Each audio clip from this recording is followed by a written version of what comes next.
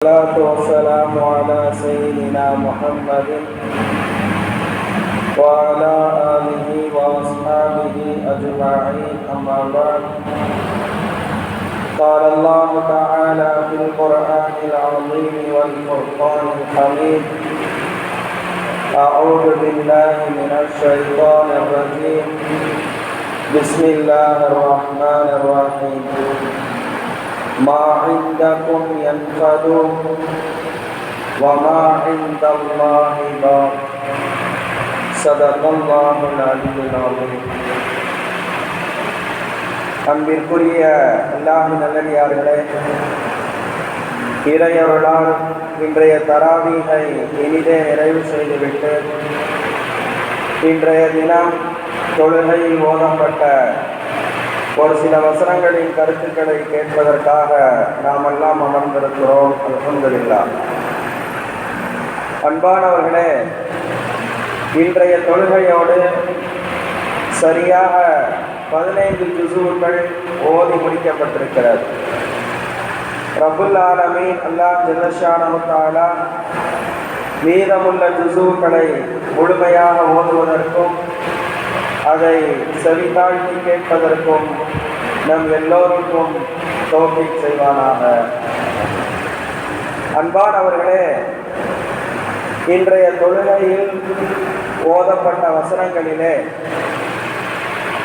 ஒரு வசனத்திலே அல்லாஹ் இப்படி பேசுகிறான், மா இந்தகும் யன்ஃபது,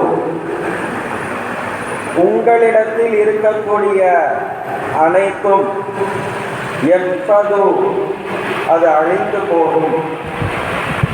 வமா இந்தல்லாஹி, அல்லாஹ்விடத்தில் இருக்கக்கூடிய அனைத்தும் பாக், அது நிலையாக இருக்கும் என்று அல்லாஹ் பேசுகிறார். ரப்புல் ஆலமீன் அல்லாஹ் ஜல்ல ஷானஹு தஆலா இந்த வசனத்திலே சொல்ல வருகிற செய்தி என்னவென்று சொன்னால், ஒரு முஃமின் இந்த உலகத்திலே வாழுகிற போது உலகத்தினுடைய ஆசாபாசங்களிலே, உலகத்தினுடைய சிந்தனையிலே, உலகத்தினுடைய ஆடம்பரங்களிலே அவன் மூழ்கி விட வேண்டாம். மறுமை என்ற ஒன்று இருக்கிறது என்பதை கவனத்திலே வைத்து அவனுடைய செயல்பாடுகளை அமைத்துக் கொள்ள வேண்டும் என்பதை ரத்தின சுருக்கமாக அல்லாஹ் இந்த வசனத்திலே சொல்லி காட்டுகிறார். நம்மள்கிட்ட இன்னைக்கு என்ன இருக்கு? உடல் இருக்கிறது. இந்த உடல் எவ்வளவு நாளைக்கு இருக்கும்? ஒரு குறிப்பிட்ட காலம்தான் இருக்கும். கல்வி நம்மிடத்தில் இருக்கிறது. ஒரு குறிப்பிட்ட நாட்களுக்கு பின்னர் அது மறந்து போகிறது. அதே போன்றுதான் பொருளாதாரம் நம்மிடத்திலே இருக்கிறது. ஒரு குறிப்பிட்ட ஆண்டுகளிலே நம் வங்கி கணக்கிலே இருந்த பேலன்ஸுகள் செலவு செய்து நாம் காலியாக்கி விடுகிறோம். அதைத்தான் அல்லாஹ் சொல்கிறான், மா இந்தகும் யன்ஃபது, உங்களிடத்தில் இருக்கக்கூடிய அனைத்தும் அழிந்து போகக்கூடியதாக இருக்கிறது. அது கல்வியாக இருக்கட்டும், பணமாக இருக்கட்டும், பதவியாக இருக்கட்டும், பட்டமாக இருக்கட்டும், எதுவாக இருக்கட்டும், உடலாக இருக்கட்டும், அத்தனையும் அழிந்து போகும்.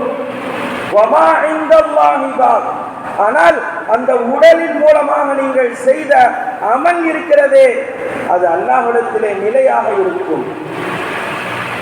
கல்வியின் மூலமாக நீங்கள் பிறருக்கு பயன் கொடுத்தீர்களே, அது நாளை மறுமையிலே உங்களுக்கு கை கொடுக்கும்.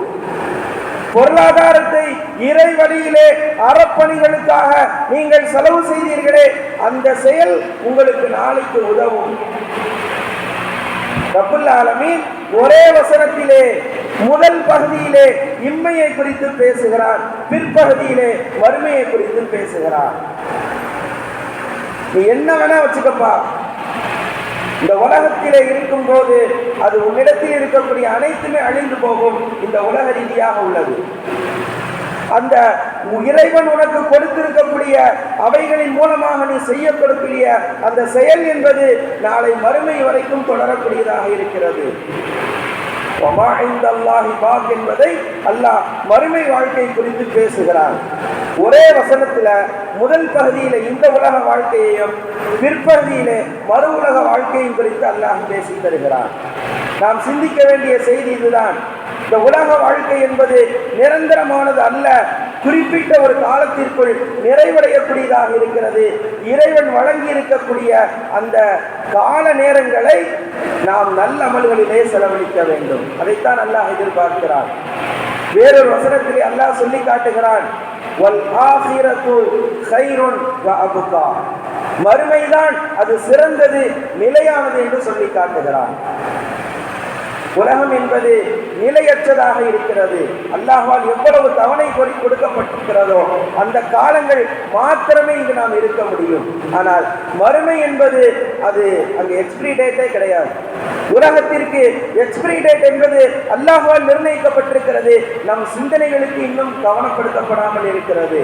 ஆகவே உலக வாழ்க்கையை நீங்கள் தேர்ந்தெடுப்பதை விட உங்கள் எல்லா காரியங்களிலும் மறுமையினுடைய சிந்தனையோடு உங்களுடைய செயல்பாடுகளை அமைத்துக் கொள்ளுங்கள் என்பதை ரப்புல் ஆலமீன் அல்லாஹ் ஜல்ல ஷானஹு தஆலா இன்றைக்கு ஓதப்பட்ட இந்த வசனத்தின் மூலமாக நமக்கு சொல்லித் தருகிறார்.